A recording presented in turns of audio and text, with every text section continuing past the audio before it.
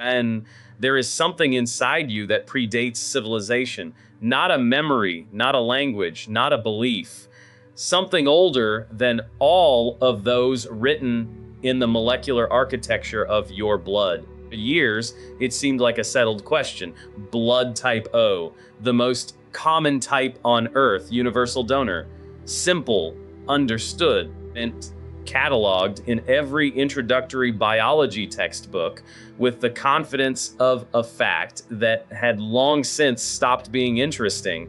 But science has a habit of returning to things it thought it had already finished with.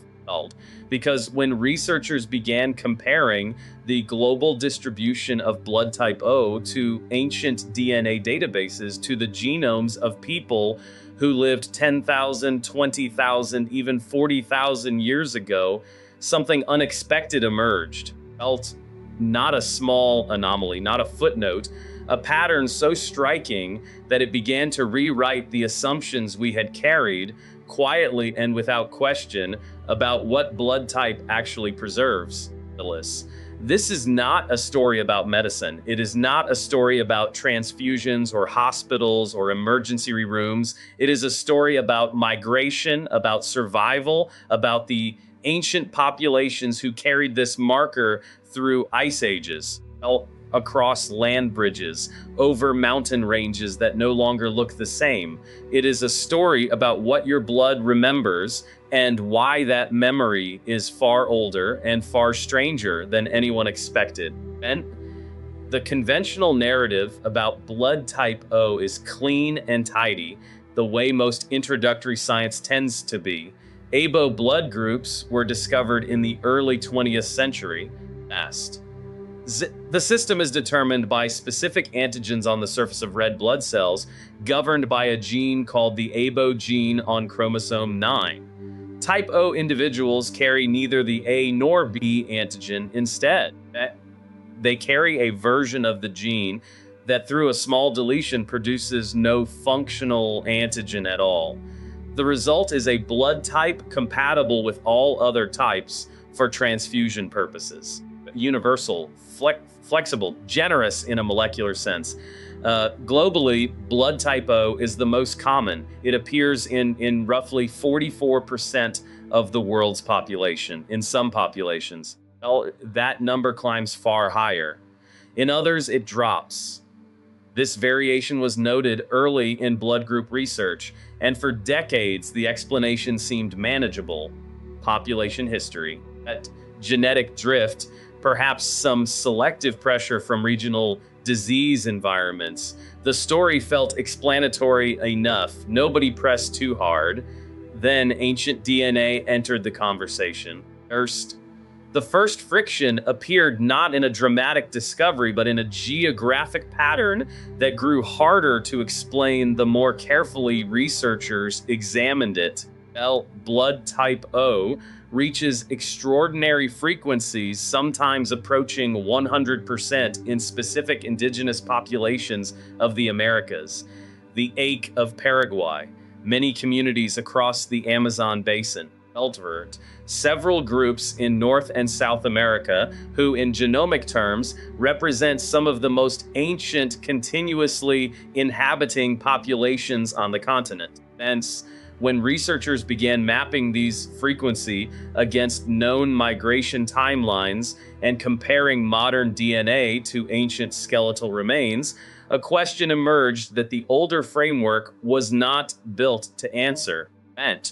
Why here? Why these groups? And why so completely? The initial explanation invoked founder affects the idea that when small populations migrate and establish themselves in new territories, they carry a limited genetic sample of the larger group they left behind. If the founding group happened to carry predominantly O-type alleles, their descendants would inherit that concentration. It was a reasonable hypothesis. Population genetics supports it in many contexts, but the more ancient DNA became available for comparison, the more the founder effect story began to feel like only part of the answer. because the signal was appearing in ancient remains to not just modern populations, and it was appearing in patterns that suggested something more systematic than random sampling luck. This is where genetics entered as a genuine investigative tool, not merely a confirmation mechanism.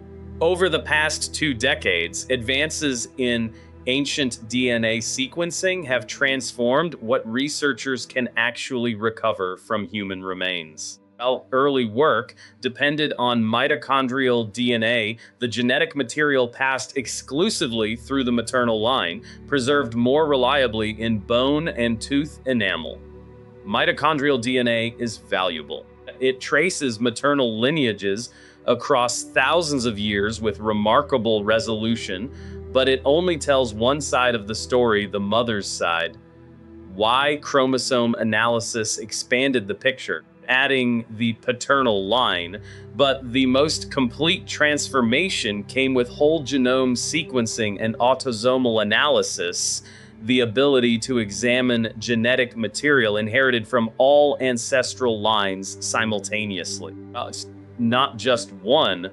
This allowed researchers to study admixture, the layering of ancestry from multiple sources over time.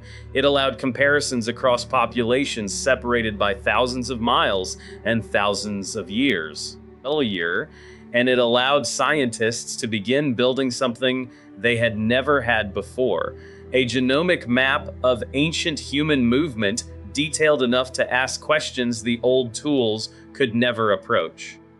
When those tools were trained on populations with extremely high frequencies of blood type O, particularly in the Americas, but also in parts of sub-Saharan Africa in specific Pacific Island communities. And in certain isolated populations of Oceania, the data began to complicate the founder effect model in ways that demanded new explanations. The story did not collapse, it widened. Several interpretive frameworks emerged from the growing body of evidence. The first retained the founder effect at its core, but refined it significantly, the populations that show the highest O frequencies. Hence, researchers observed are not merely genetically isolated. Many of them show signatures of having passed through particularly severe demographic bottlenecks, events where population size dropped dramatically, whether through migration into isolated environments, climatic catastrophe, or the extreme pressures of crossing an oceanic or continental barrier in a bottleneck scenario. Even a moderately common allele can become nearly universal if the surviving group happened to carry it disproportionately. Under this model, the extraordinary prevalence of blood type O in certain populations reflects not just founder effects, but a series of ancient narrowings episodes of extreme demographic stress that compressed genetic diversity across multiple loci, including the ABO gene. The second framework proposed something more actively selective. In this model, blood type O did not simply survive these bottlenecks by chance. It may have been, in certain environments and disease landscapes, selectively advantageous. Some research has pointed to differential susceptibility to specific pathogens, including certain strains of cholera and malaria between ABO blood types. If type O conferred a meaningful survival advantage in the disease ecologies that early migratory populations encountered, natural selection may have amplified its frequency beyond what drift alone would produce. This remains a hypothesis, and researchers are careful to note that the evidence is suggestive but not definitive. Correlation between blood type and disease resistance has been observed. Causation and the full evolutionary picture remain subjects of ongoing investigation. The third framework was the most unsettling of the three, because it suggested that the extreme prevalence of type O in some populations might be a marker not just of bottlenecks or selection, but of antiquity itself. If you want to find stories like this one buried in the genome, waiting for the right tools to read them there are more than you might expect. Subscribe, because the human past is not what most of us were taught, and the evidence keeps arriving. The idea of antiquity as explanation draws on a growing body of ancient DNA research suggesting that certain modern populations are, in genomic terms, among the least admixed, the closest living representatives of ancient founder groups that established themselves very early and remained relatively isolated in these populations. First, genetic diversity is lower not because they are somehow impoverished, but because they represent lineages that diverged from the rest of humanity a very long time ago and did not subsequently absorb large genetic contributions from later migrations. Their genomes are, in a sense, older archives, and in those archives, type O alleles appear at frequencies that mirror the ancient baseline, suggesting that type O may have been the predominant, perhaps near exclusive blood type in the earliest human populations that left Africa and populated the rest of the world. That was not a small implication. That was a reorientation. The landmark evidence for this interpretation came as ancient DNA databases grew large enough to allow direct comparison between modern blood type distributions and inferred ancient allele frequencies. As researchers working with genomic data from skeletal remains spanning tens of thousands of years from sites in Siberia, the ancient Americas, parts of Europe during the Paleolithic, and coastal Oceania began reconstructing what ABO allele frequencies might have looked like in populations that predated the major agricultural expansions of the Holocene. What they found, cautiously interpreted, was consistent with a model in which type O was ancestrally dominant, and that types A and B rose to prominence partly through the population expansions and mass migrations that accompanied the development of farming, pastoral, and eventually urban civilization. The mixing and movement of the Neolithic and Bronze Age eras brought A and B alleles into broader circulation, populations that remained outside those expansions isolated by geography. By circumstance, by the particular paths their ancestors took, retained the older distribution. Type O in this reading is not merely common, it may be ancient, not a later adaptation. Not a mutation that spread across the world recently, but a surviving echo of the earliest fully modern humans, the people who left Africa between 60 and 80,000 years ago.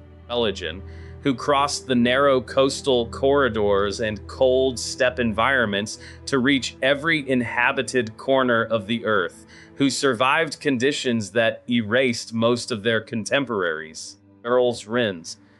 Their descendants in some parts of the world still carry that signal at extraordinary frequency. Their blood has not forgotten what their history forgot to record. There is a landscape at the edge of Siberia where the land seems to run out of names. The tundra flattens under a sky that is sometimes the color of bone and sometimes the color of a bruise. And nothing announces itself here. No cities, no monuments, no visible evidence that this land was ever crossed by anything more purposeful than wind, barrier. And yet the genomic evidence suggests that some of the world's most important human journeys passed through territory very much like this small groups moving east toward a land connection that would eventually disappear beneath rising seas, carrying their cultures, their tools, their languages, and their blood. Most of what they carried is gone now, dissolved into the past without record. But the blood remained.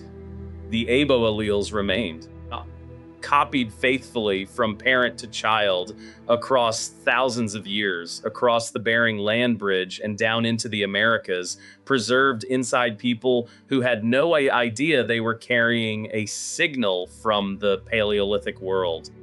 That is what the genome does. It archives what history forgets. The implications of this research extend well beyond any single population or any single blood type. What the ABO story reveals, in its broader contours, is the inadequacy of simple origin narratives that assign populations clear beginnings, straight trajectories, and uncomplicated identities. The human past was not organized that way. It was layered, it was messy, it was full of separations and reunions of populations that split and then reconnected after tens of thousands of years, of lineages that looked purely isolated until the genomic evidence revealed unexpected affinities. Blood type O does not belong to one people or one region. Actils. It is a planetary inheritance, a marker distributed unevenly, because human history was distributed unevenly, because migration is not a straight line but a fractal, because survival is not guaranteed, and the populations that survived the ancient bottlenecks were not necessarily the largest or the most powerful, but simply the ones that made it through. And the question of why any of this matters is sometimes raised as though it requires defense. It does not. Understanding where we came from, not in a sentimental or nationalistic sense, but in the deep biological sense, changes the way we understand the relationship between human diversity and human unity. The differences between populations are real and worth studying. But the genome reveals over and over again that those differences are recent overlays on a much older shared foundation, that the further back you look, the more connected the story becomes. That somewhere behind every living human being, there are ancestors who survived things we cannot fully imagine and who left traces of that survival in the most literal biological material they could pass on. Your blood type is not your identity, but it is perhaps a small window into an ancient story, a story about who made it, and when, and through what. The map of that story is still being drawn. Ancient DNA databases are growing, new remains are being sequenced, new comparisons are being made between populations whose relationship to each other was previously invisible.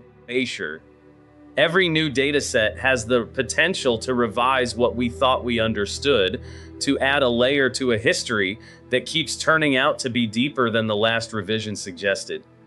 The old story about blood type O was simple. That universal donor, textbook fact, no further inquiry required.